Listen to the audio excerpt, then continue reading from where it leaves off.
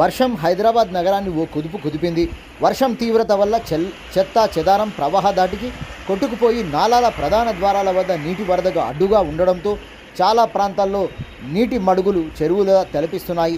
పార్కుల్లో నీటి మడుగులు ఏర్పడి ఉదయం వాకింగ్ చేసే వారికి పిల్లలకి ఆటంకంగా ఏర్పడ్డాయి. చాలా ప్రాంతాలు బురదమయంగా మారి వాహన రాకపోకలకు ప్రమాదకరంగా మారాయి. అక్కడక్కడ చెట్ల కొమ్మలు విరిగిపోవడం జరిగింది. భారీ వర్షాలు ఉన్నట్లు వాతావరణ శాఖ ఇప్పటికే ప్రకటించింది. అత్యవసరం ఉంటేనే బయటకు వెళ్లాలని తెలుపుతున్న ప్రభుత్వం నీటి మడుగుల ఉన్న ప్రాంతాల్లో జాగ్రత్తగా ప్రయాణించాలని, ఎక్కడ ఎలాంటి ప్రమాదం పొంచి ఉంటుందో తెలియని పరిస్థితులు ఉన్నాయి. మలక్పేట రైల్వే బ్రిడ్జి దాటి నల్గొండ ఎక్స్ రోడ్డు ఫ్లైఓవర్ ముందు గుంటలు ఏర్పడంతో వాహనాలు సాఫీగా సాగక వెనుక వస్తున్న వాహనాలు మెల్లగా కదులుతుండడంతో ట్రాఫిక్ జామ్లు జరుగుతున్నాయి. బుధవారం మధ్యాహ్నం మొదలైన వర్షం ధాటికి విశ్వనగరంలో ట్రాఫిక్ జామ్లు ఎదుర్కొంటున్న వాహనదారులు